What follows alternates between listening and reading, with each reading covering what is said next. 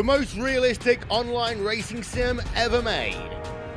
This is iRacing. Detailed laser scan tracks, fully dynamic, real world cars, and over 50 series to choose from.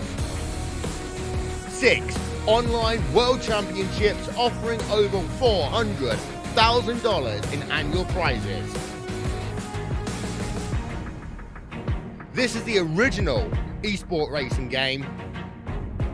This is iRacing.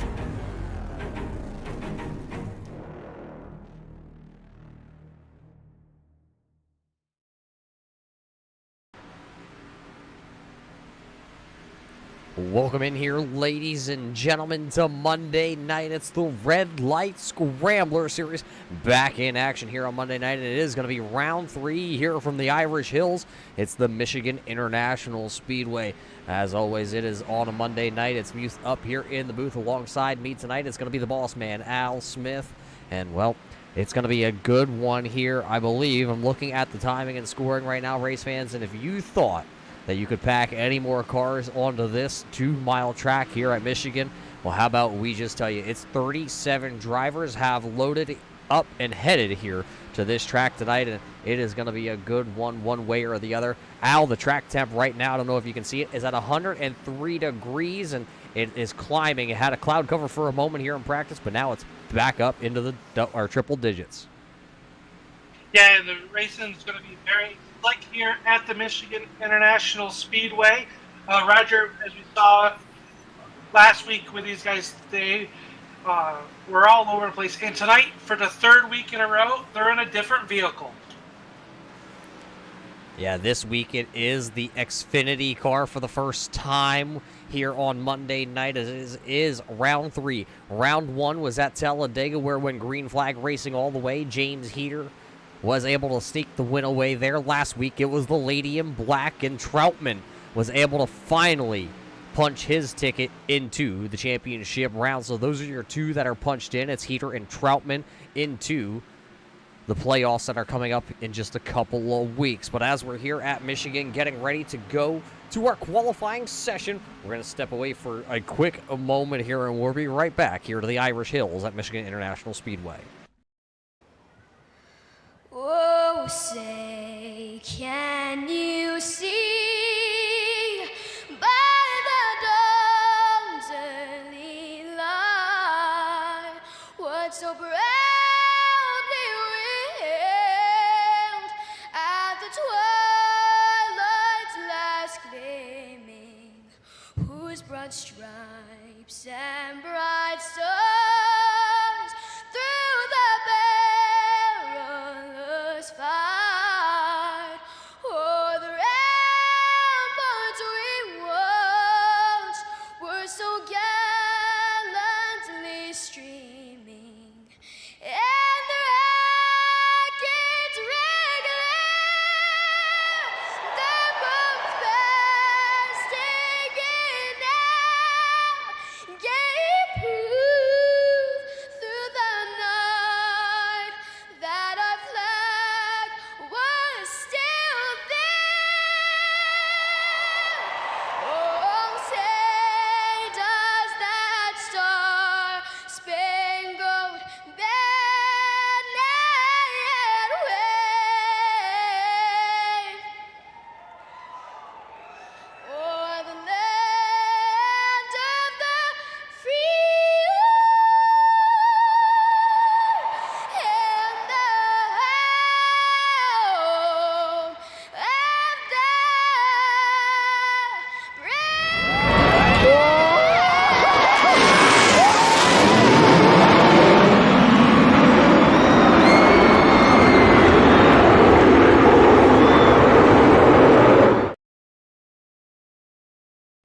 Welcome back here, everybody, to Michigan International Speedway. Qualifying is just underway. One of the first drivers out on the track, it'll be the 72, driven by David Camara, in the clocks by Christopher Machine. David Camara making, I believe this is his 3rd season here with the Red Light Scrambler series, and he's got that clocks by Christopher 72 wound up to see where he is going to be able to David Camara out of Ellsworth, Maine.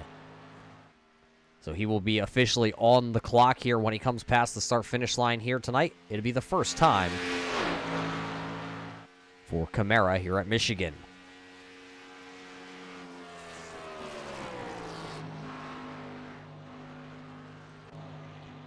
Donald Bennett out of Topton, Pennsylvania in the Turn 3 Racing Network 913, one of the Rookie of the Year candidates this year, making his first start at the Michigan International Speedway with his Chevrolet Camaro.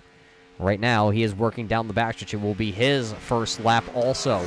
Right now, Bennett comes in on this race. It looks like he is sitting in the 21st position in the point standings this season. He does have one race under his belt.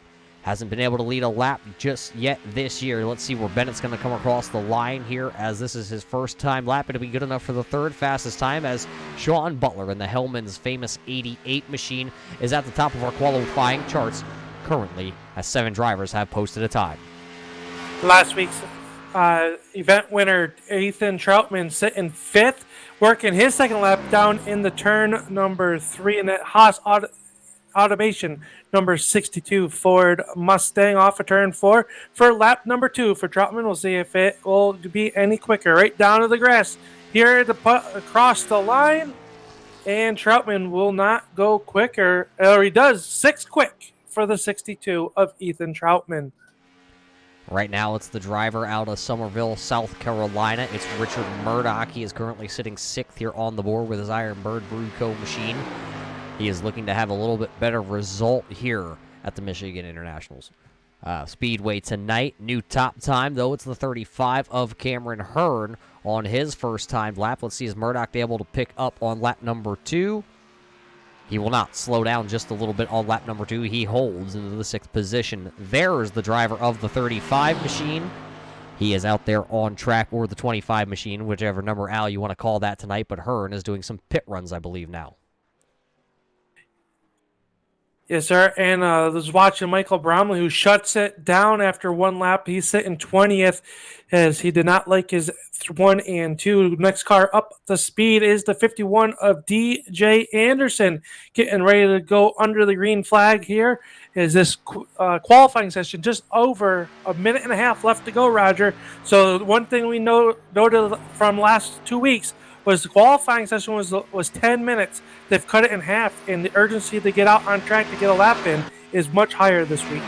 Yeah, so these drivers right now trying to get out there and scramble here in the Scrambler Series to try and get a lap in. So now DJ Anderson will go under the stripe. He will officially be our 28th or 29th driver onto the board. Right now it's still Hearn, Terriot, Butler, Skelton, Trevarthen is sitting there in that 5th spot. Tim Blum just finished up. He is now in the 6th spot. Then it's Brandon Massey, Dustin Gainey, Richard Murdoch, David Camara rounds out the top 10 currently, as you do watch the 42 of Max Terriot. Terriot doesn't have a win this year, as now he's going to do his pit cycle runs. Joe Strano coming across the line here in his Victory Junction after Shock 43 machine. He will move to the 22nd position currently on the timing and scoring, but a lot of guys still have to go here. Justin Gann in his Ford Mustang, he is on the clock and seeing if he will be able to get a timed lap in this time. It looks like his first timed lap in this 30 machine was not allowed. He must have had an incident point somewhere, maybe touching the grass. Let's see where he's going to be able to jump it up to 9th quickest for Justin Gann, so he'll start inside the top 10 possibly here tonight. Andy Lee in the 25 Dirty Mo Radio. Toyota Supra out there on track. It's Andy Lee's first race back with the Scrambler Series, and he will not be able to get a qualifying time in here tonight, as qualifying is going to expire with Cameron Hearn as our pole setter tonight. So 37 cars here in Michigan going to unload for the 3rd race of the season. Al, that is a lot of cars here at Michigan. So while I say it's a lot of cars, let's see if we can start taking us through this qualifying grid here in just a second. Qualifying lineup looking like this here tonight. It's your Red Light Scrambler Series starting lineup. Cameron Hearn in the 35-25, going to start on the front row. Max Terriot will start there, right alongside him. Row 2, it's going to be the 88 of Sean Butler and the 86 of James Skelton. Row 3, it'll be the 31 of Michael Trevarthen and the 10 of Tim Blum, who just almost won Talladega a couple weeks ago. Starting on row number 4, it'll be the Old Shed, the 965 Rookie of the Year candidate, Brandon Massey. Alongside him, it'll be the 915 of Dustin Gainey. Starting on row number 5, it'll be the 30 of Justin Gann and the 01 of Richard Murdoch. Starting on the inside of row number 6 will be the 72 of David Camara. That is outside last week's winner, Ethan Troutman, in car number 62. Starting 13th on the grid will be Joshua Buckley, and at number 2 is outside the number 3 of Tony Strano. That's row number 7. Row number 8 is going to see the 71 of Nathan Maurer, and to his outside the 22 of Todd Cray. Starting 17th is the Kong Coolers, car number 29 of Ira Kolas, and to his outside the 51 of DJ Anderson. And starting on the inside, the 19th starting spot will be the 921 of Dan Butler. To his outside, the 964 of John Mullins, starting 20th. 21st here tonight would be the 11 of Leo Bordage. Starting next to him, it'll be the Bohica Esports driver, Michael Bromley, with the Draft Top sponsorship here tonight. Starting in row number 12, it'll be the Dirty Mo Radio 33 of Eric Johnson and the 43 Victory Junction Aftershock Machine of Joe Strano. Starting on row number 13, it's the Barstool Sports number 20 of Brandon Minto, and Ryan O'Danny going to roll off there with his 80s paint scheme in the 98 machine. Row 14, it'll be the man out of Topton, Pennsylvania. It'll be the Turn 3 Racing Network 913 of Donald Bennett and Jesse Fox in the 969 as everybody starts to roll away. Starting on row 15, it'll be the ALS machine of Robert Dudley and the number 940 of Josiah Millen. Starting on the inside of row number 16 will be the 997 of Lee Bedsall. His outside the number 4 of Kyle Souza. Andy Lee in car number 25 will start 33rd, 34th starting on 34th starting spot. I'll spit it out here, Roger. Kevin O'Brien in the 184. Bruce Potter in the 59 will start 35th. Christopher Rothrock will start 36th, and TJ Wood shotgun on the field in the 37th starting spot in that car 974. That's your starting lineup here. 37 cars going to make the call here at the Michigan International Speedway, and we are getting ready as we work down the backstretch here. Al, it's going to be 65 laps of hard-nosed racing, and you don't want to step over the line here tonight. In Michigan, there is no quick repairs here in the Scrambler Series. No, you definitely do not want to step out of line. It's easy to do. The track very wide here. It's going to be interesting to see how everybody makes it through these first opening laps. The track very hot and greasy right now as the field is doubled up, ready to go green.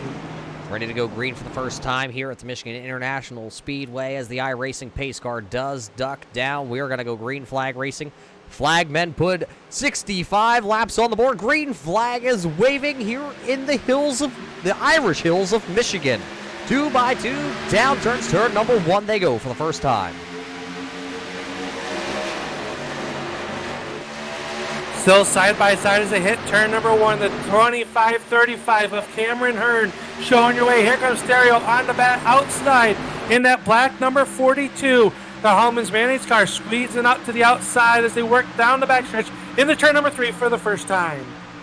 Yeah, and it looks like Hearn's going to have the advantage as he goes into 3. It's going to cause Terriol to check up just a little bit there. The battle is for the first position here on lap number 1. Who will lead it? Will it be the Toyota Supra of Hearn, or will it be the Mustang here of Terriol? It's going to be Cameron Hearn leading lap number 1 here tonight in round 3 as they are just about 3 wide for about the 10th position. Buckley, Strano, and I believe that's the 62 Haas Automation CNC machine of Ethan Troutman, last week's winner. They single file out here, coming down to turn number 2. Brandon Massey, and I believe the 01 of Richard Murdoch, still side by side for the 8th position as they work into turn number 3. Top 8 cars get singled out now as they hit turn number 3. It's the 72 of David Camara working the outside. It's now as Massey works to the inside of Murdoch off turn number 4. He's the car on the inside. Roger, right now, these guys starting to feel it out as we click off lap number 2. How much of the draft is going to come into play here tonight, we are going to find out. But these guys are working right now very hard, and they're all over each other like soup in a can. Yeah, they are definitely doing some hard-nosed racing for about the 8th position on back. Everybody in front of them has already single-filed out. They have found a home. It's Hearn, Terriot, Butler, Trevarthen, Blum, your top 5. And these guys back here still in the scrum of things. Murdoch is starting to pull away as he is in that 8th position. Justin Gann is still under fire from the Brandon Massey old shed machine, and the clock's by Christopher 72. Contact on the front stretch between Massey and Camara as they come across the start-finish line. That's the battle for the 10th position, and if they're battling that hard for the 10th position, how hard do you think they're going to battle for the lead here in a little bit? Josh Buckley in the Safe Light Auto Glass Ford Mustang dives to the inside here, trying to get the advantage as they single file out now. It's Camara in 10th. Massey falls to the 11th spot. And right behind him, here comes the 62 of Troutman. He works underneath the number 2 of Buckley down in the turn number 3. 2 by 2 back here is the top 10. It's all single filed out, but we've got them 3 wide off of turn number 4. It is the number 65 of Troutman on the inside. In that car that this squeeze in the middle, that's the 22 of Todd Cray.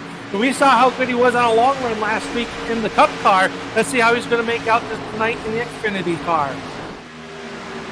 Yeah, Todd Cray, last season's defending champion, coming towards the front right now. Ira Kohlhaas trying to bring the Concooler Chevrolet here from outside the top 20 as there is a car around on the backstretch. That's going to bring the caution out. It looks like it's the driver of the 98, and he is still getting tossed around. Ryan O'Danny's throwback to the 80s Ford Mustang. Heavy contact, and I think that's going to end the night here for Ryan O'Danny pretty early in this one. We will have to throw it back here on the Turn 3 Racing replay. Let's see if we can get that spooled up here, as I believe let's go over the top here. Contact between Strano and O'Danny, and then look at Bromley go ahead and miss it. Then another driver, I think that was Andy Lee, not able to miss it, and I believe possibly maybe Kevin O'Brien or Jesse Fox, one of those 2 drivers getting into Ryan O'Danny, and that's going to toss him up into the spin cycle. We'll throw it back here. I think we can find Ryan O'Danny's onboard camera here. Ryan riding on board with the driver of the 98. You see him get turned on the backstretch, pointed the wrong direction. Next thing he's going to see is the sky. So what a wild ride there for Ryan O'Danny, as that was pretty crazy there, Al, to say the least, for Ryan, and his car is pretty well tore up now in this one. Yeah, unfortunate circumstances as we are 6 laps in the books, and everybody looking like they're making a hard left-hand turn to come down pit road. Is that a Bruzy Ware, number 25 of Hearn, making the way down with Theriot right there behind him in the number 42. So pit stops here after just 6 laps, Roger, of racing action. Yeah, so maybe it's just that heat here that's on the track here tonight. We'll be wearing out the tires, and everybody on the lead lap except for the 921 of Dan Butler will come down pit road. Will it be 4 tire stops here, or will it be 2 tire? Looks like it's going to be 4 tires the whole way here, except I believe 2 drivers going to pull the chance here, and it's going to be James Skelton getting out of pit road first. Then it's going to be Justin Gann, Max Terriot, Cameron Hearn, Sean Butler, Tim Blum, Michael Trevarthen, Dustin Gainey, and rounding out the top 10 as they race off pit road here side by side, it'll be Richard Murdoch. So the lead is going to change hands here. I believe we're not done seeing anybody on pit road. I think Dan Butler may bring the 921 machine down pit road before we go back to green flag racing. So it might shuffle the lineup here once again. But Al, it was with 37 cars, we weren't sure if we were going to see lap 6 before we saw the first caution flag, but we did here tonight, and we've seen a lot of good racing already here in the early stages. A lot of side-by-side action, a lot of 3 wide. We even saw 4 wide at one point out there tonight. Yeah, and the drivers are definitely doing a lot more given than taken so far early on in this race. Unfortunate circumstances putting us under the yellow flag for the 98 of O'Danny. But, Roger, the racing has me on the edge of the seat. You made me buy the whole seat, and I'm only using the edge. Well, my friend, sit back, grab your drink, because you're going to need it the rest of the way. This is not going to be how this race is run here tonight. I can guarantee you it's going to be fun and exciting, but you're definitely going to need to sit back and and get ready for a long run here because I can feel it coming. These guys are used to running a lot of long runs. And if I'm doing the calculation right, with 58 laps to go, it's still at least a 2-stop pit window here for these drivers with a full tank of fuel. But I believe tonight you're going to be screaming that you're going to want 4 tires before fuel. Oh, I thought you were saying you're going to be screaming that to get out of this booth with me. Well, it is crammed, and with the COVID-19 out there, you never know what's going to happen. That is true. No, I definitely agree. I think possibly you could make this into another one pit stop race at this point, depending on if we get another yellow. We saw these drivers go green the checkered at the Talladega Super Speedway, just a half mile shorter here at the Michigan International Raceway.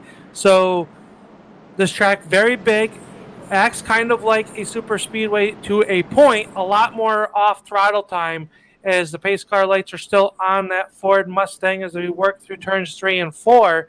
But here's where it is, Roger, is when the tires start getting greasy and the track is going to heat up a little bit more as we work into the afternoon here at the Michigan International Raceway.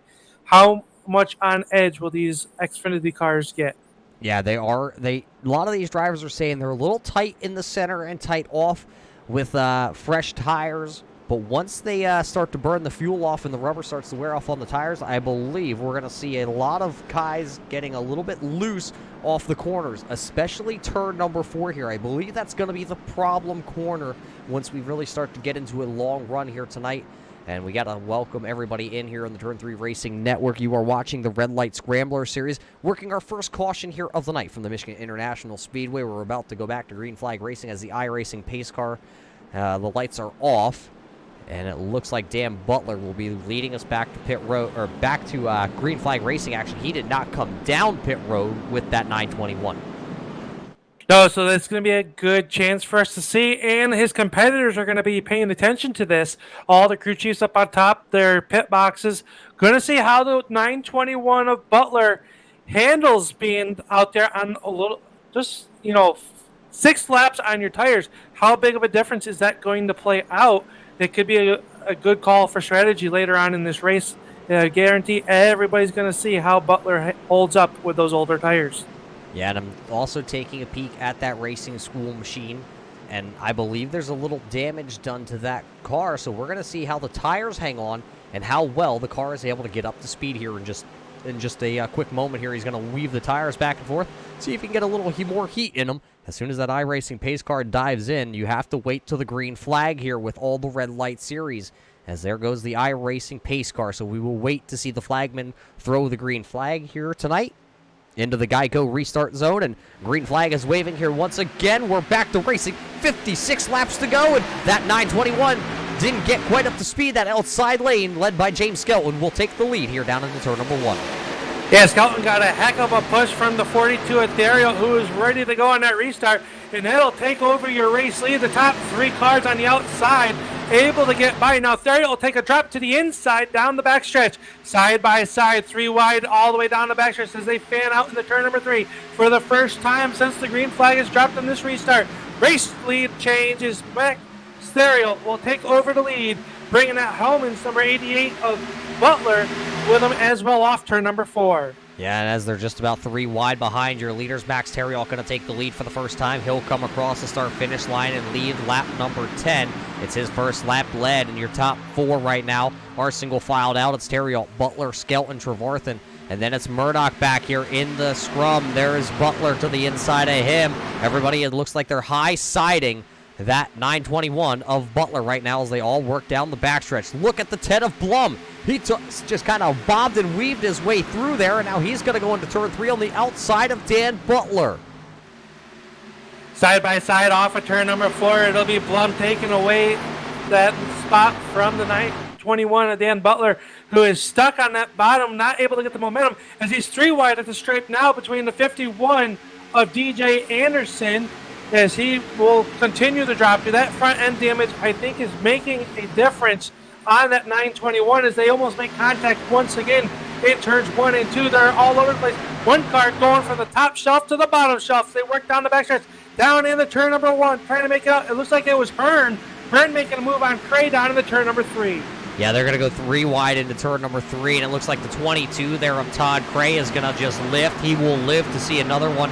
He didn't want to really put himself in that kind of position this early on. That's what champions are made out of, Al. He just lifted and let that 25 or the 35 of Hearn there go right on by, and he will just kind of re-grasp and re-ground himself. Trouble! Big car upside down in turn number 1. It is the 948, I believe, upside down and on his lid like a turtle in turn number 1. So the big one is going to happen here, and it has a lot of drivers involved in this one. I think Michael Bromley in the draft-topped machine is definitely involved, as you see him already down on pit road, and that's not going to be good for him, as he's one of those Rookie of the Year candidates here. So let's take a quick look back here on the replay, see if we can find what happened with Bromley, as he was 3 wide in turn number 4. His teammate there of Brandon Massey, as they were trying to work around the 921 there. Oh, it looks like Bromley going to get a little bit hooked, and then it's on for a lot of these other drivers. It looks like Bruce Potter's involved in this one. It looks like the 20 of Brandon Minto, the 84 of Christopher Rothrock was involved with that. So that is what's going to put us under the caution flag. Let's see if we can go back a little bit farther here. And you're following that 920 or 948 machine of Bromley there just to the left of the picture. It looks like they come together. Him and the 11 of Bordage come together, and then you see where Minto gets involved, and Rothrock and Millen and Bennett know where to go also. They're involved in this one. So hard contact for the Barstool Sports number 20 of Minto. The whole rear end is tore off that car. The whole nose is tore off. Rothrock tries to pull away in his 84 machine, and there's heavy damage done to that Rocky 84. So a lot of car is going to be tore up in this one, Al. We will have to see who is going to be able to carry on here at the Michigan International Speedway, but I believe everybody is back down pit road. Yeah, everybody's starting to come back down pit road. That was just about a 6-lap stint once again as they all come down. We'll see any 2-tire stops as some of the cars starting to hit their pit box first. Max Trail just getting into his spot. He comes in as your race leader in that 42 as he's got the right sides up as they work around that number 42 car. And away he'll pull. It looks like a 4-tire stop for the 42. Yeah, Michael Trevarth and Tim Blum, Richard Murdoch all going to take 2 tires, and they will win the battle off pit road. Those are your top 3. It looks like Kevin O'Brien maybe missed his pit stall. He'll come out there running 4th. Max Terriot was 5th, and David Camaro was 6th. It was a congested pit road.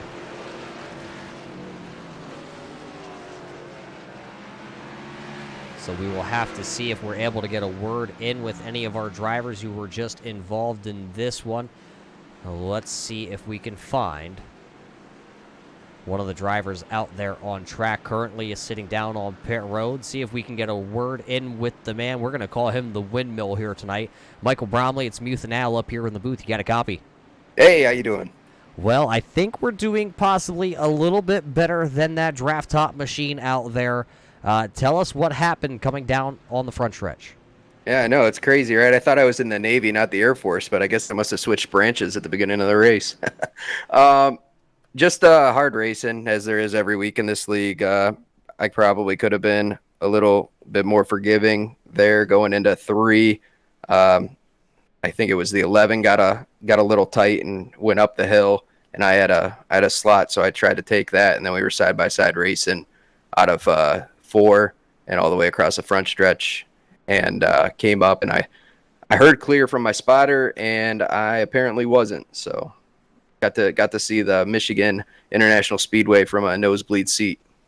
Well, I'm going to guess it was still a pretty good seat out there. Unfortunately, this draft top machine, as it looks like you're finally getting some tires put on her here, how much damage is done to it, and will you be able to get back out there on track?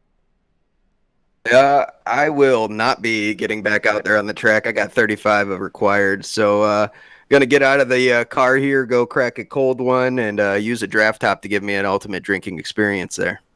Well, drink topless, my friend, but don't drink too many. Be responsible, especially in these times here around the world. Always, definitely. Thank you guys for all you do up there. Well, there you heard it, Al. A lot of damage on that draft top 948, and it does not seem to be like he will be able to get back out there on track. No, good spirits though is Bromley in the 948. Tough go, but he'll be back at it next week as the series will move forward. And unfortunately, as you hear, it sounds like his night has come to an end, Roger. But that was a hard lick. Glad to hear that he's all right and out of the care center. So hopefully he enjoys that cold beverage and enjoys the coverage here on Turn 3 Racing Network. Yeah, absolutely. You know Michael Bromley's going to be tuning in here any second. He actually probably has it already up on his fourth monitor, as a lot of these sim racers do. Sometimes, Al, they tell us that we give away some hints and tips and tricks throughout the race. I don't know who's listening to my hints, tips, or tricks, but maybe from your point of view, maybe they're listening to you. I don't know. My win percentage is like negative, I think. So, wow, that's bold, Cotton. That's bold. Hey, it's a good strategy, though. Listen, you'll miss every shot you don't take, so you gotta live on the edge. I think Kobe took a shot lately. Oh, Too soon? maybe. Well, we do apologize for that shot that we just took. I did yell Kobe before. Unfortunately, it landed like a brick, like 99.9% of the shots that I've ever taken in my life. But right now, the couple guys that are on the front row here, Al, they're going to take a shot, a two-tire shot here on this restart. Yeah, and we know that the number 10 of Tim Blum, looking for redemption, had crossed the line at Talladega Superspeedway as your race leader, but had gone below the yellow line. So we know he's looking to redeem himself, get that win. Because if you get a win, you're in for the chase that'll start here later on this season. I know it's really early to start talking about points, but Roger, this is race number 3, and we already have 2 drivers locked in for that championship battle that we're going to see later on this season. And, the races to get qualified are quickly winding down. Yeah, already on round number 3. It looks like 10 races before we head to the chase, and he would like to kind of notch his belt before we even get close to one of that, because right here at the Michigan International Speedway, the 2-mile track would be a place where he could do it. iRacing pace car down and away once again here on lap 17. We'll go racing on lap number 18. Still going to be 48 laps to go here at Michigan. And the 2 tires guys are out front. How will they fare against the 42 of Terriot? That outside lane of Blum is getting one whale of a push down here into turn number 1. And it looks like he might clear the 31 of Michael Trevarthen. But look at that inside lane. It's able to actually carry a lot more momentum. It's the shorter way around. But watch for the 10 of Blum to carry the momentum off the high side here of turn 2. He does. Blum takes the outside with Theriot right there to the back bumper around Trevarthen. Down into turn number 3 for the first time since the green flags come back out on lap 17. David Camaro right to the back bumper of that 42. Got him a little bit loose there, Roger. That allows the 31 Fram filter car of Trevarthen right back to your number 2 spot as they still rage side by side back there for 3rd. Yeah, it was quite of a moment there coming out of turn number 4, but here comes the 01 of Richard Murdoch. Contact from David Camaro into the 42. That's going to send Max Terriot around, and I don't know if Terriot's going to like that one, Al. That was a pretty aggressive move, and that's going to spin the 42 around, and I believe Dan Butler also in the 921 got involved in that one. It does, and heavy black smoke coming from the 42 of Max Terriot, so we'll see how much damage is on that 42, but that looks like it could be terminal, Roger. Yeah, smoke bellowing out of the back of the 42. Let's cue the replay here and see if we can find that from over the top. They were hard-nosed racing. Oh, Camara maybe. It's so hard to tell. Sean Butler's definitely going to get a piece of this, but everybody else actually was able to scoot on through, I think, except for Dan Butler. In that 921 machine, you see Butler was up against the outside fence there with the RacingSchool.net machine. So 2 drivers. Max Terriot goes for the spin. Maybe we can back this up out just a little bit farther. I think we can find the David Camara onboard camera. Let's see what David Camara from the 72 saw going down into turn number 1 as we ride on board here.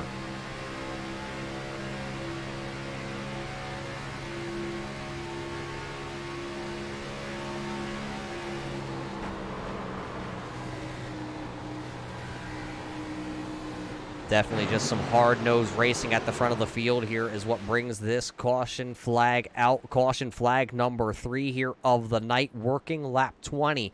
Al, new strategy on the books here. Will these guys come down pit road? I'm going to say yes, but I tell you one car that should probably come down pit road is that Hellman's jar that's cracked open on the front right now. The 88 of Sean Butler had some contact with the 42 Ethereal when he spun, Roger, so some front end damage. The crew's going to have to take a look at that when he makes it to his pit stop. Yeah, so varying strategies here. Some guys coming, some guys staying out. We know the 42 of Max Terriot is down on pit road, and he is already out of his car. He's still sitting there. We will have to see if we can get a quick word in with the driver of that 42 here in just a moment, as a couple of these guys are pitting. Tim Blum is going to stay out. Michael Trevarthen is going to stay out. And it looks like Richard Murdoch will take over the third position. And while we work this caution, let's see if we can catch up with the driver of the 42 of Max Terriot. Max, a little rough one out there. What happened going down into turn number 1? Yeah, there's just no give and take out there. It's a long race, and guys are just jumping the gun on every restart. It's not a good show, man. Yeah, a lot of drivers here tonight at Michigan, and you say the racing is a little bit difficult out there on track right now. How much damage? We saw black smoke bellowing out of this 42 machine. Is the motor toast here tonight? We'll run a few laps if we have some other cars that crash out and try to get some position, but yeah, it's going to be a slow poke. Yeah, it's not been the season so far that you wanted. You do sit tied for 5th in the points, but here in the third race of the season, this might put you a little bit behind the 8 ball now, because you are sitting outside the top 30 tonight here in this race.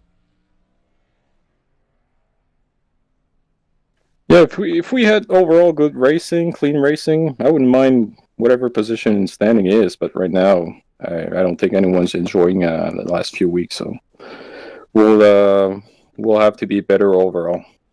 Well, there you heard it from Max there, Al. It's a rough one for him and that 42 group here tonight at Michigan.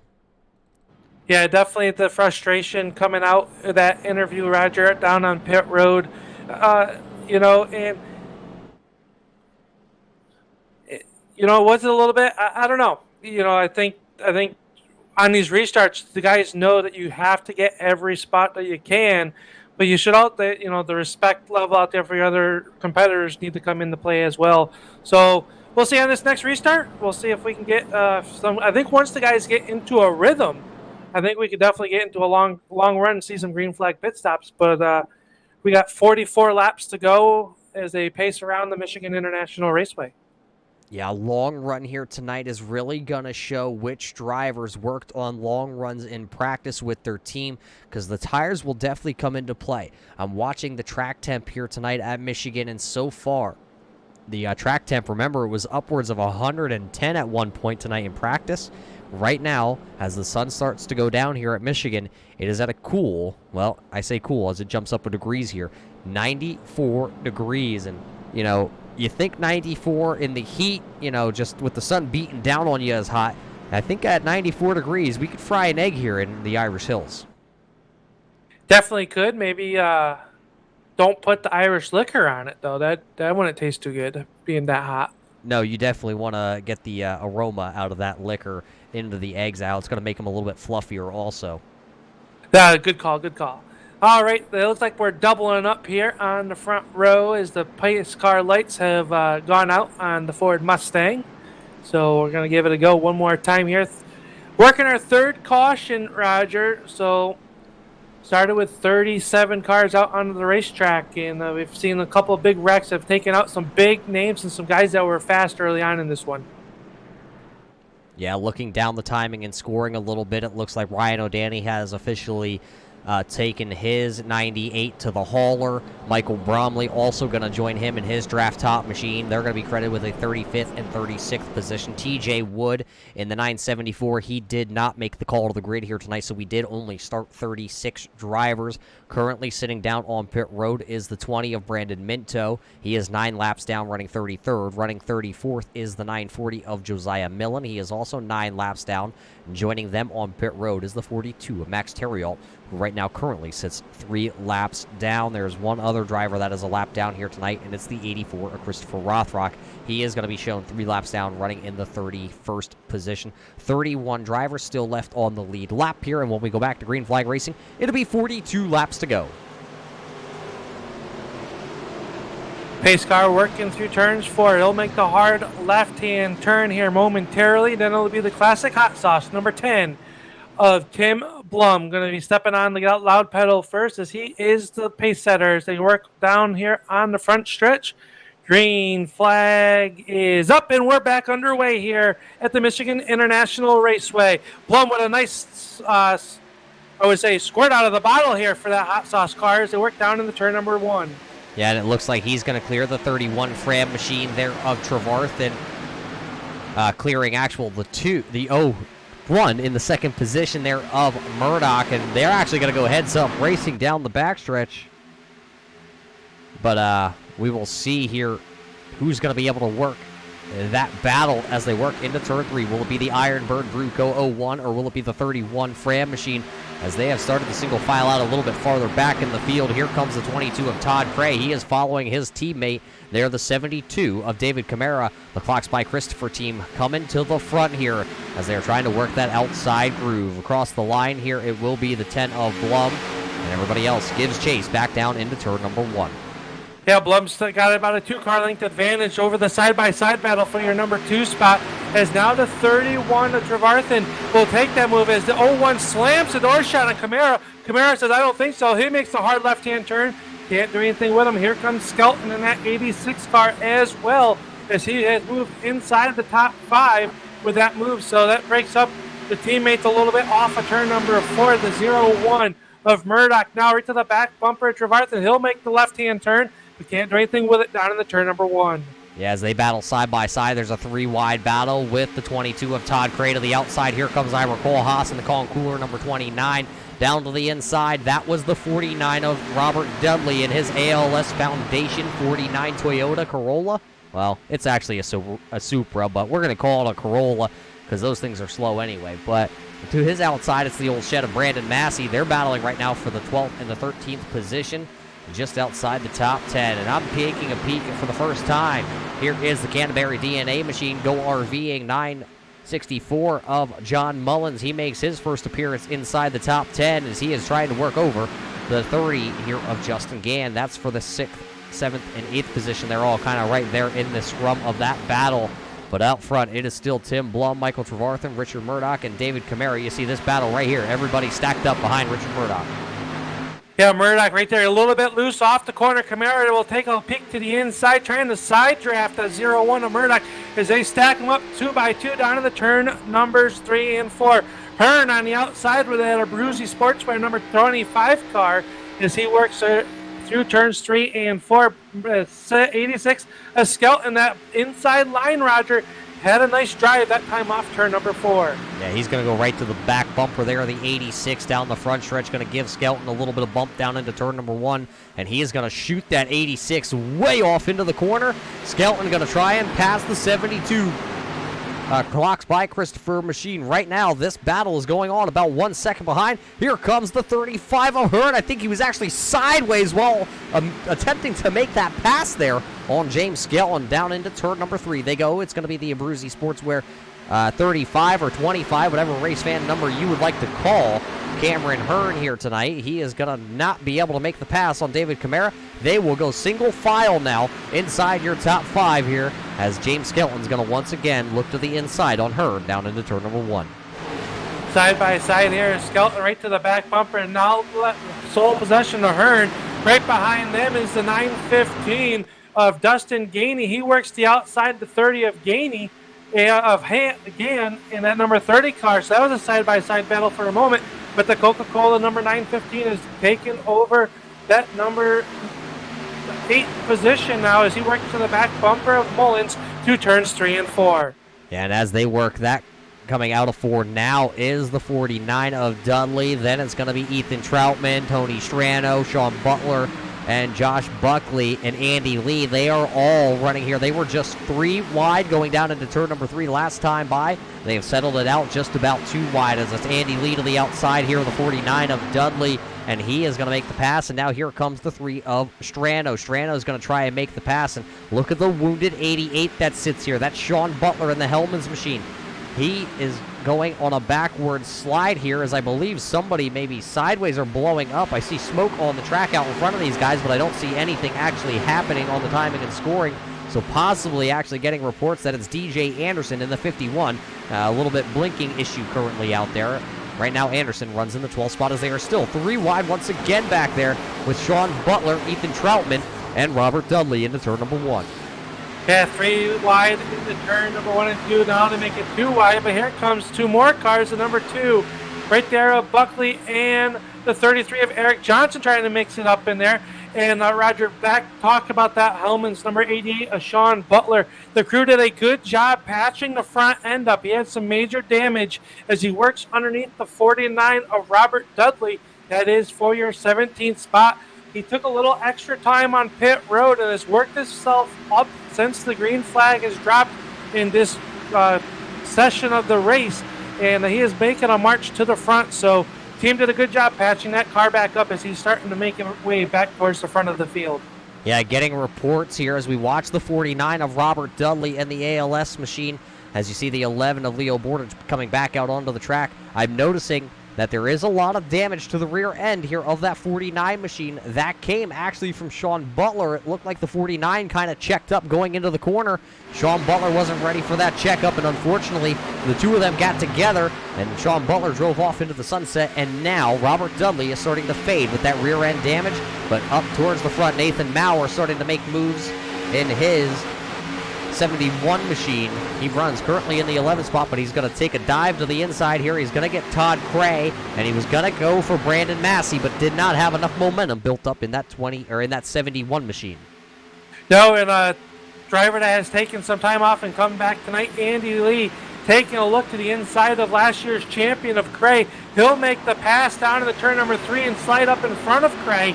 So Andy Lee up to your number 13 spot now as they work through turns 3 and 4, right behind the 71 of Nathan Maurer.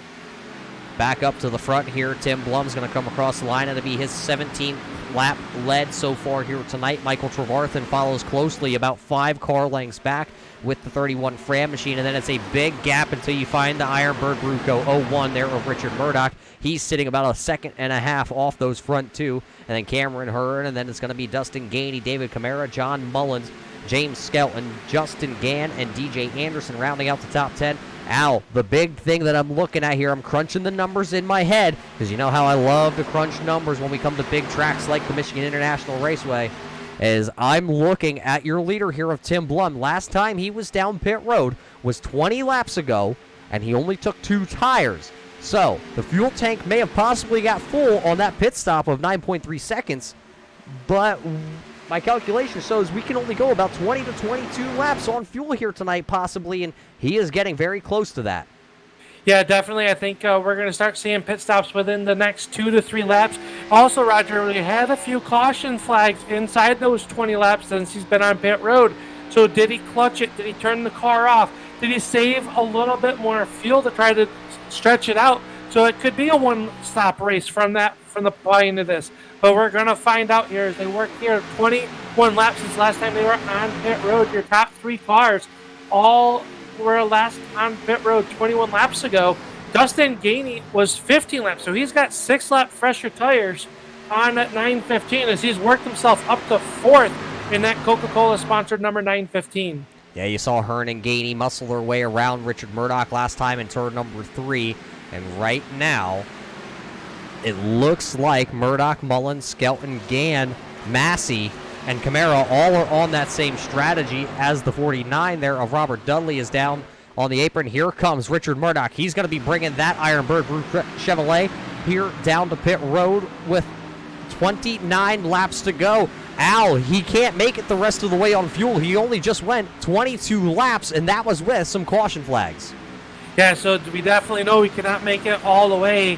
And this field seems like to have a green flag feel to it right now, Roger. Hopefully I don't curse them with the broadcaster curse. We see side-by-side battle back here for your 5th spot is Skelton working underneath the 964 of Mullins and the 915 of Gainey going backwards. He was up to 4th now. He slid back to your 6th spot. Is now to 30 of Gann also working there. So the 915 starting to slide back. Did he use a little bit too much tire? 23 laps on the board for the 10 of Tim Blum. So we'll see how much further he can stretch it. He's got a 1 second lead right now over the 31 of Michael Trevarthen. Yeah, and I'm still watching this 9:15 and the 9:65 battle, Gainey and Massey.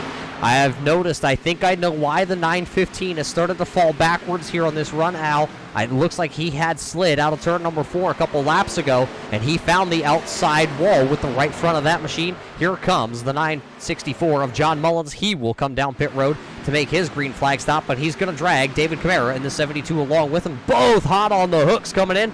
It looks like that Canterbury car did get down to pit road speed, but it was definitely sideways as they will bring their machines down to the attention of their pit crew here. So they made it to lap 24 on their pit cycle. When will everybody else start to come down? Because right now it looks like Richard Murdoch has been down on pit road 1 lap ago. He just came out with his Ironbird Ruco. His caution flag gonna wave. So the caution flies, and that'll save the number 10 of Tim Blum. Also, the guys on pit road will have their service done, Roger. So they're going to get cycled around to the front of the field as long as they get off pit road before the pace car picks up these guys. So some strategy calls right there that might have turned out good. We'll have to see what happens when everybody comes down pit road, but that's going to save Tim Blum, who went 25 laps on that tank of fuel. So we'll find out as we got the turn 3 replay getting queued up here to see what happened to bring out this yellow. Yeah, it looks like the 997 of Lee Betzel going to go down into 1, and him and Dan Butler in the 921 will make contact, and that's going to send Betzel up into the outside wall, and he's going to spin around and around and around, and the front nose clip will end up falling off here of the 997, so that's unfortunate for Lee Betzel, but that will bring out our 4th caution flag of the night, Al, and I believe everybody is going to be headed down towards pit road here. Yes, sir. I just broke the pen trying to write down 25 laps of what they could do. So if they can stretch it to 25 laps again, this could be the final stop of the race, Roger, as everybody going to make the left-hand turn and follow Blum down pit road to get 4 Mr. Goodfields on their race car and a full tank of virtual Sunoco racing fuel. Yeah, so Blum, Hearn, Trevarthen, Skelton, Gainey, and Massey all going to lead them down pit road here. It will be 4 tires and fuel because they need a full fuel load to make it the rest of the way. Oh, it looks like the 31 of Trevarthen maybe having a little trouble getting into his box. The right side tires will go on now to that car. It will be a battle to see who's going to get off pit road first. James Skelton is done with his stop. He has already pulled out of his box. It looks like DJ Anderson. Now here comes the rest of the field. Hearn looks to beat them off pit road. Hearn going to win the race off pit road as the number 10 of Blum will come off 3rd, so losing 2 spots on pit road was your race leader, the 10 of Tim Blum. But out front, Roger, we had Kevin O'Brien and Kyle Souza not come down pit road that last time, but I believe Richard Murdoch is going to be scored as your race leader, as he had gotten around Blum just before that yellow flag came out. So we know Blum that the numbers 0-1 of Murdoch on a little bit of less fresher tires by 4 laps, but we definitely saw the difference in what fresh tires did for the 0-1 of Murdoch to get back on the lead lap. Yeah, so Murdoch now will be shown as the leader once this all cycles back through.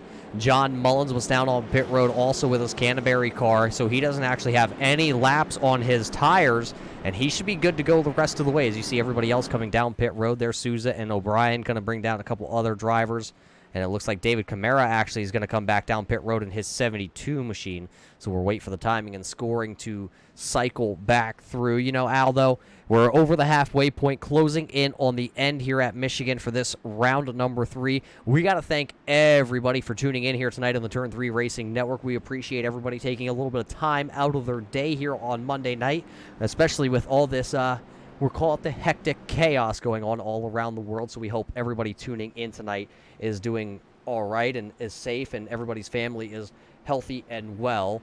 You know, all of us, Al, at this point, having to go through this pandemic, it is not something that we all had anticipated. No, we definitely hope and everybody's staying safe and following the guidelines that are being put out there. Because if we all follow that, I think the sooner we can get back to normalcy and going back to supporting our local short tracks and seeing NASCAR that isn't on the virtual side of things, Roger. So definitely a weird time in the world, and you know, we just hope everybody's staying safe and is enjoying the broadcast and having a good time, just like we are up here in the booth. Yeah, the greatest thing about this, race fans, is, well, with everything going on all around the world, 7 days a week, you can always catch old Muth here in the booth bringing you something live. Tonight, it's the Red Light Scrambler series, and unfortunately, brought to a halt here under this caution flag. But right now, it's Richard Murdoch out front of his Ironbird Brewco 01 machine. The 962, one of the Rookie of the Year candidates, John Mullins. He is right now running in the second position. And it looks like a couple drivers don't think they're going to be able to make it the rest of the way. They will come down and splash a splash of fuel, and they will tag the rear of the field, I believe. And that's actually a lot of drivers coming down here to get some fuel, as I believe we're going to get the 1-to-go marker. Yeah, lights just went out on the pace cars. We had about 15 cars come down pit road to top back off with fuel. I think that's a good play right there. We have 23 laps to go.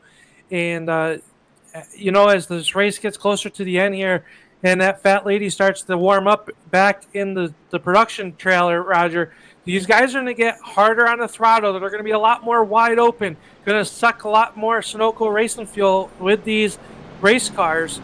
So I think topping back off just gives that secure peace of mind that, hey, I can make it to the end on fuel.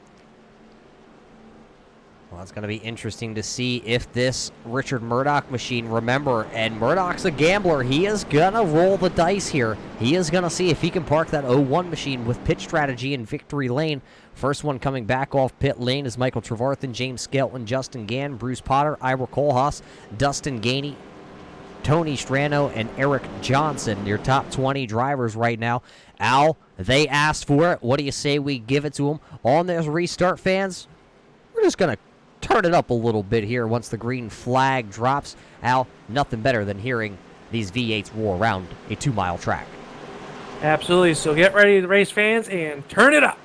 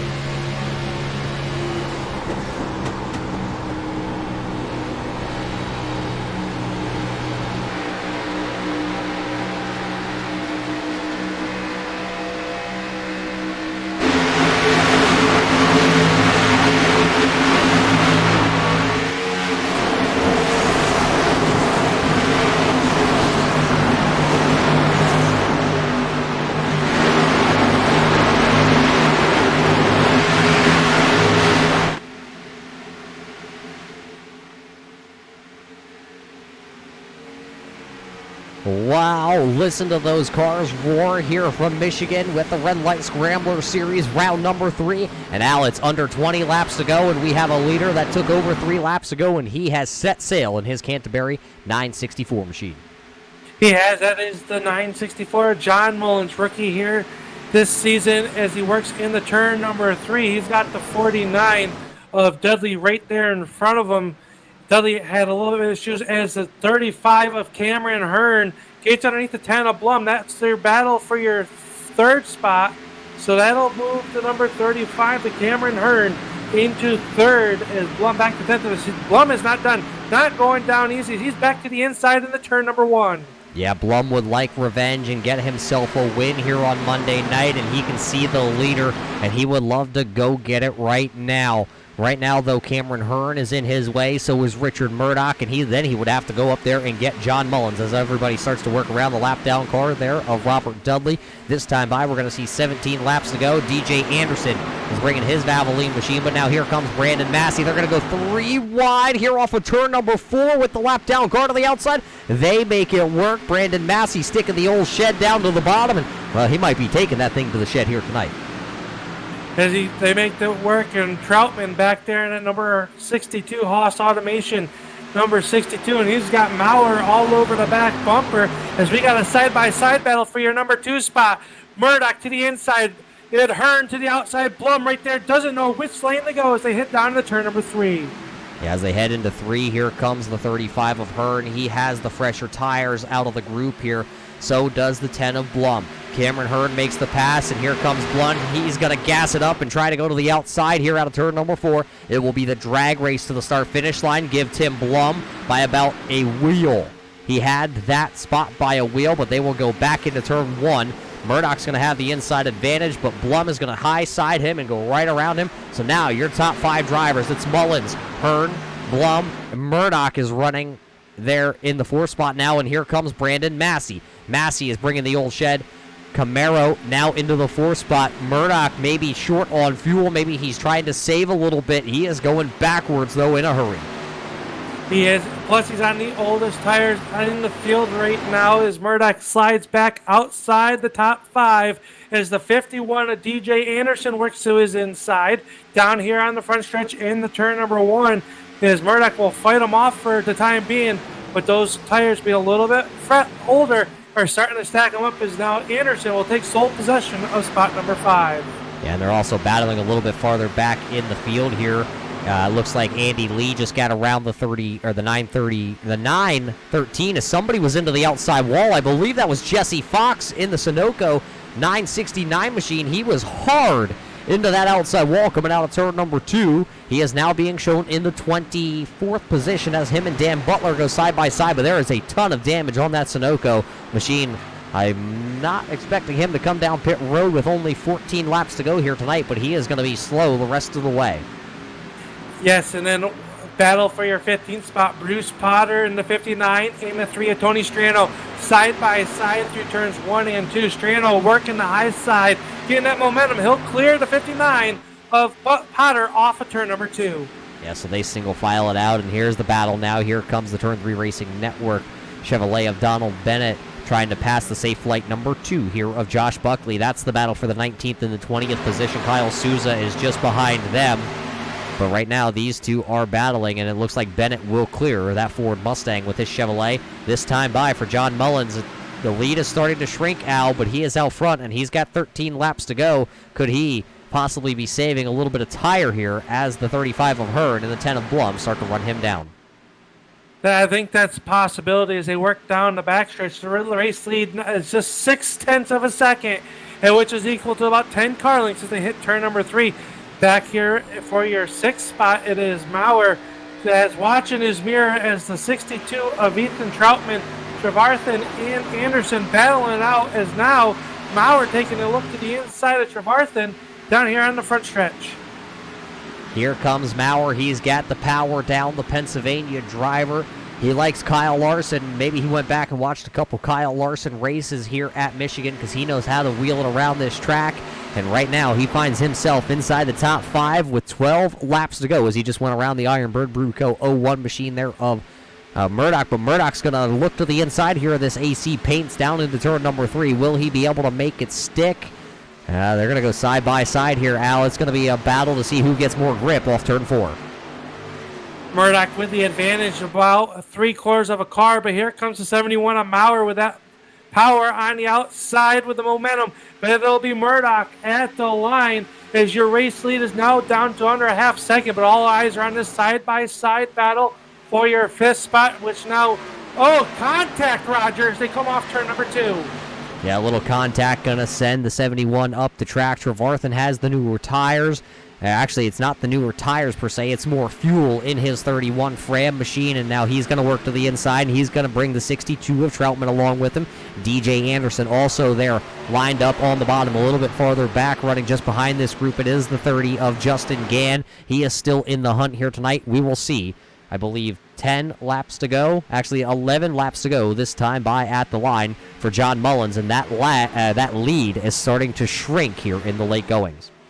It is. We got them 3 wide back here for your 13th, 14th, and 15th spot. Andy Lee just taking the spot from Bruce Potter. It'll be the 9:15 of Dustin Gainey trying to make a move on the 59 of Potter. They work down the backstretch. They got it single filed out as we look back up front with Murdoch. Now is trying to hold off Trevarthen through turns 3 and 4. The lead's going to shrink once again. Let's check to see who's the fastest driver out there on track. This time by at the line, John Mullins going to stay up high. He's going to not let that 35 of Hearn draft him by. The last time by at the line, the fastest car on track was Brandon Massey, who runs there in the 4th spot. Then it was John Mullins, and then it was Cameron Hearn, your top 3 fastest times with 9 laps to go here at Michigan. The pay window is starting to open up, Al. And who's it going to be, as this is going to be a heated battle when it comes down to it here at the end. Yeah, Massey looking very quick right now. He's tucked up behind the number 10 of Blum. Through turns 3 and 4. It is now Blum trying to take a peek to the outside, maybe getting some air onto that front end to create some more downforce, Roger, as they run nose to tail this close. Aero push is a thing that drivers are going to be feeling as they work down in the turns number 1 and 2. They're not entering this at no 150 miles. Talk about 185 miles an hour that they're entering the corners. So any little bit more air is now Massey taking a peek to the outside of Blum. We've got him 3 wide off turn number 2. Yeah, as they're 3 wide, Massey going to go to the outside, sticking Blum in the middle, and Cameron Hearn, they're just going to shuffle the deck. Massey's going to get 2 for 1 down the back straightaway. Now, with 7 laps to go, Massey has enough fuel to make it to the end with his old shed Chevrolet. Will he be able to push that Chevrolet to the levee here tonight? That group there of Blum and Hearn, I don't know if they have dropped off the accelerator, because once Massey got around them, look how much Brandon Massey has already pulled on this group of cars. Brandon Massey definitely on the loud pedal as the race lead 1.5 seconds.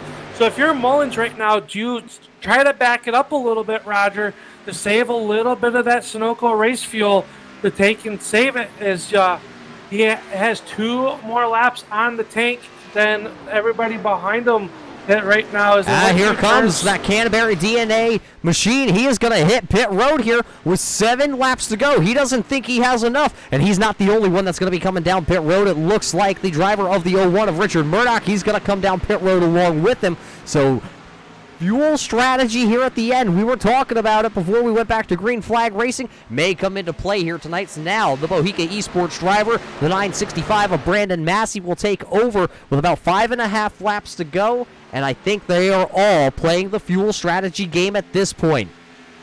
So that was 23 laps that they had to go. Mullins was able to go 23 laps. So now it looks like maybe Massey's slowing and getting on the apron, and here comes Blum as well. So these drivers are coming down pit road. Blum hard charging right to the back bumper of Massey on the pit road, Roger. So 2 of your top 2 coming down pit road to top off with some fuel, maybe a splash and go with just 5 laps to go, but that gives the race lead to Michael Trevarthen.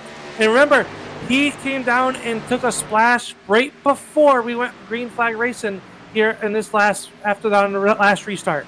Yeah, so right now the deck shuffles back to Trevarthen, Maurer, and DJ Anderson. So it's going to be interesting to see if any more of these drivers, as we're going to get 5 laps to go this time by, if any of them will come down. Michael Trevarthen's not going to, but it looks like the 71 of Maurer. He needs more power. He's going to go for a splash and go here.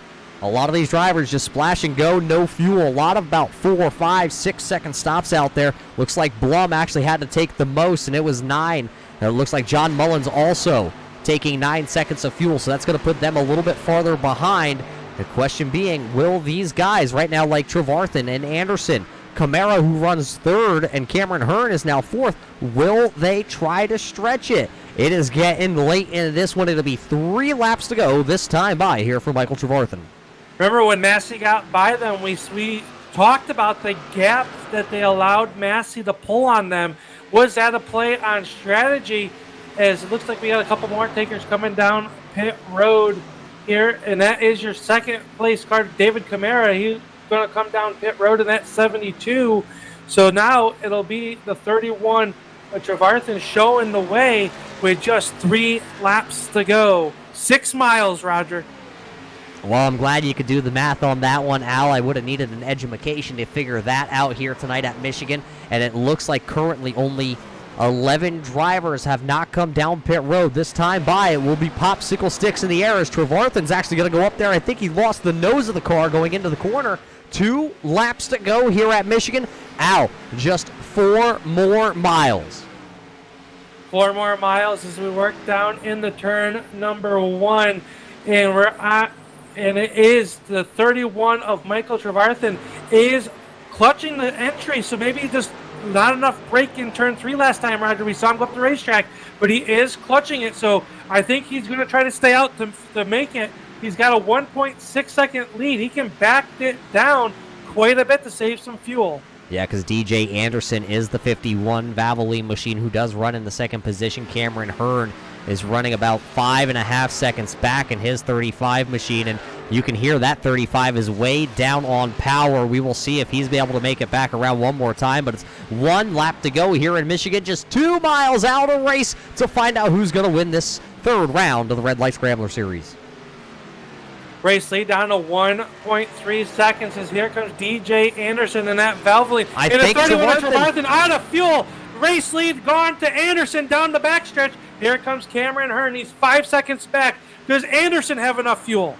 Yeah, now Anderson takes over the race lead, but I think he's out of fuel too. That car is coasting out of turn number 3. It's going to be a battle to see if that car can get back to having fuel pressure. Now the fuel pressure comes back for DJ Anderson as he comes out of turn number 4. That car once again going to run out of fuel. He is dropping, but it looks like he will coast across the finish line here tonight at Michigan. DJ Anderson's going to pick up the win in round number 3. Also coming across the start-finish line under his own power will be Cameron Hearn. James Skelton, where did he come from here in the late going? He comes across the line in your 3rd position. The rest of the timing and scoring is shuffling back out. It looks like Ivor Kohlhaas will run out of fuel in his Kong Coolers 29. He will come home finishing 4th here tonight.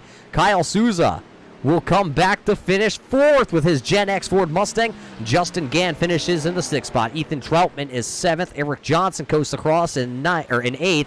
John Mullins going to come back across with his Canterbury car, not having enough fuel, had to pit late. He finishes 9th, and Tim Blum will round out the top 10 field here tonight. Wow, Al, that was exciting at the end of this one. These drivers all were running close on fuel and had to really back her down to just make it this far into the race. Who says fuel mileage is not exciting? We did not know what was going to happen there, Roger.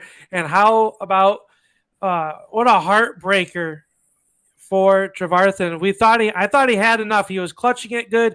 I thought he had enough to at least make it there, backed it down, and just not able to hold that on. As DJ Anderson going to pick up the win. It looks like the 0-1 of Murdoch going to help him get to victory lane here as he's coasting off of turn number 4. Well, with DJ Anderson winning here tonight at Michigan, we're going to step away for just a quick moment. We're going to see if we can talk to at least your top 3 drivers tonight and see what they all had in the strategy bank. We'll be right here on the Turn 3 Racing Network to bring you your post-race show here on Monday night.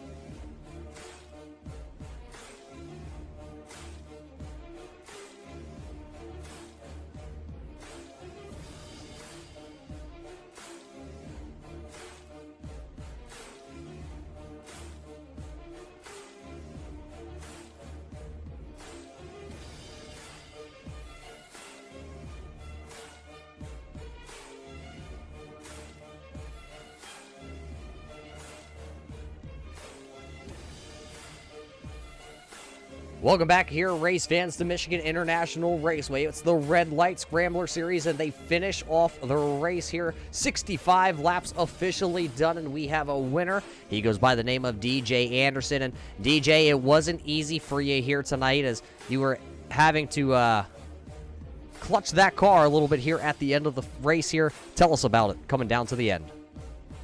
I pretty much knew from the get-go there. I was going to have to save fuel right from the start there if I didn't come in and top off. And I kind of just let everybody go and race. And at the end, I was kind of sweating it a little bit because I thought I wasn't going to be able to make it. And thankfully ran out coming off a 4 and had enough room to coast to the end. Well, it's always good when you just play it right on the head for fuel mileage here tonight. But before the fuel mileage, you weren't really a factor all night long. You ran right around that 10th position. You had some short run speed, but on the long run, it seemed like the 51 was starting to fade towards the middle of this race. I felt like I had a good long run speed. We just didn't really get a long run till the end, and then I was trying to save fuel there at the end to kind of keep it up. I kind of screwed myself in qualifying. I was literally a foot away from crossing the start-finish line, and I was probably going to end up starting in the top 6 before time ran out on me, so I had a horrible starting spot. Yeah, but it all pays off in the end here for yourself, DJ. You're going to lock yourself into the chase, so congratulations on that. Are there any sponsors on this 51 car that you got to thank for parking it in victory lane here tonight? My usual. I don't have the Baja paint scheme for the first time in forever. Kind of went back to my throwback again for the second week in a row, Mark Martin and Nos, and of course my Need for Speed Motorsport teammates. We work well together. James and I were kind of working there at the end to kind of make sure we can get good finishes, and it's nice that we kind of both finished in top 3 tonight. Well, there you heard it from the driver of the 51 of DJ Anderson being your winner here tonight. Al, I think you have caught up with the second place runner tonight. Yeah, I've caught up with the driver of the Abruzzi Raceware number 35, Cameron Hearn. Started on the pole tonight, had an up and down race, and coming home second as he takes off his Abruzzi Raceware. Cameron, talk about your race and how difficult was it out there, the conditions? Yeah, we were bad fast. Cautions played a huge role, and I think we started 3rd or 5th when some guys stayed out and kind of put us behind the 8 ball. Ended up losing about 8-9 positions on the restart, and after that, just kind of just make your way up through the field. And then on that last caution, I was about 2 laps away from pitting, and I kind of knew that was going to put us in that window where you might be able to make it, might not. And I kind of got too aggressive on that restart, racing for the, trying to catch the leader the first few laps. So after that, I kind of tried to save fuel, but after that, it was too late after that. So it's just hindsight's 20/20. It's tough to let the leader go when you think you can catch them. So. That's food for thought for next week. Next week, we head to New York at the Watkins Glen in the Cup car. How's your road racing skills, and are you looking forward to next week? Well, if I can finish, that'd be an accomplishment. I like turning left. Not a big fan of turning right, but do some practice laps over the next few days and try to get your braking points down and stuff like that. But top 10 would be a win for me. Top 5 would be huge. Well, definitely a good points night here at the Michigan International Raceway. Anybody you got to send a shout out to, or thanks for making your tonight possible? Yeah, Abruzzi Raceware. Hate we didn't get bring home the win, but top 3, our top second place finish in this league is a huge accomplishment. Turn 3, you guys do a great job with the broadcast. Everybody out there watching week in and week out. These guys, a lot of cautions, which is kind of uncharacteristic of this league. But I think we got a lot of talent out here, and I think next week should be a fun one as well. There you have it, your second place finisher leading 6 laps tonight, Cameron Hearn. Roger, I believe you caught up with our 3rd place finisher on pit road. Yeah, I've caught up with the driver that is a long way from home. He hails out of the Charleston, South Carolina area. He drives for the Need for Speed Motorsports Group. James, how did you bring this 86 home in the 3rd spot here tonight? Yeah, just like DJ and Cameron were saying, it's just all about saving fuel. So I topped off. I didn't want to give up the track position, but I'm usually pretty awful at saving fuel, so I needed every bit I could. And I think I probably saved too much there. I was kind of like a lap to the good with 3 or 4 laps to go, and then I was just going, but by that time I put myself way too far behind DJ and Cameron. I thought I just like Cameron DJ said, with the practice race last night, I felt like I had really good long run speed, and I just wanted long runs. So third place it's good. I'm glad, but I just kind of wish we had some more long runs. Yeah, long runs not coming here tonight at the Michigan International Speedway. But how about next week? You just heard Cameron Hearn talk about Watkins Glen. There's going to be no cautions next week from Watkins Glen. It seems like it's going to be one of those races it's going to be a survival of the fittest. Yeah, for sure. I've always enjoyed the road racing side. I'll be, up there probably top 3, top 5 with speed. It's just, minimizing your mistakes, going through the bus stop, not flying off the track. If I keep all 4 wheels on the track the entire time, I think I have a chance. It's just, these races are long without a caution, so just one mental mistake somewhere. It's a missed shift or your braking point's off just a little bit and you're sliding in the grass. So hopefully we can get this Carolina Elite Toyota Supra or Toyota Camry next week back up front. Well, James, it's been a long time since we had to do this, my friend, so we will roll out this red carpet for you in this Carolina Elite Real Estate machine. Who do you got to thank for parking her on the podium here tonight? Yeah, I'm going to thank DJ first. He's definitely our crew chief / pit strategist. Guided me along. He has an app on his phone that really helps us out. And so I'm going to give a shout out to him. Shout out to you guys for putting an awesome broadcast together again. Josh and Richard, putting the lead together. And then I think I had some friends and family watching. I had a buddy, another real estate colleague, Neil Banza, watching in Toronto. So hopefully we put on a good race for him. Well, Al, there you heard it from your top 3 drivers tonight. But DJ Anderson is going to win this one here in the Irish Hills. It was a good showing. Next week, though, we're going to head to the hills in central New York. Yeah, they're going to turn left and right next week at the Watkins Glen International Raceway. The only road course that the Red Light Series Mixer Series will go to, Roger. So kind of an outlier. Well, someone will win that race and lock themselves in to running for the championship. So definitely everybody circling this one on their calendar that maybe enjoys the road racing. But you did hear a little bit of uncertainty in Cameron Hearn and James Skelton with just trying to figure out how that race is going to play out. Yeah, I know one man that's looking forward to heading to make the right turns in the wine country of New York. It's going to be the driver of the 62, Ethan Troutman. Last time we headed to a road course, he was one of the fastest cars on track. It's just, when you have to go back to front so many times at a road course, you just run out of time, and that's what happened to him a couple seasons back from the Charlotte Roval. Well, from here in the Irish Hills of Michigan, we're going to wrap things up. DJ Anderson is your winner here tonight. You heard from him, and Cameron Hearn finishing second. James Skelton coming out of nowhere to finish in the third spot, so a good points night for those drivers. Ira Kohlhaas brings the Coolers 29 home fourth again. Kyle Souza has a very strong finish here, a fifth-place finish for the driver of the 4. But that's going to do it here from the Turn 3 Racing Network. We're going to wrap it up. We're going to hopefully say that everybody out there is safe and healthy around the world, and thanks for tuning in here. We will catch you Friday night from the Irwindale Speedway with the Red Light SK Modified Series.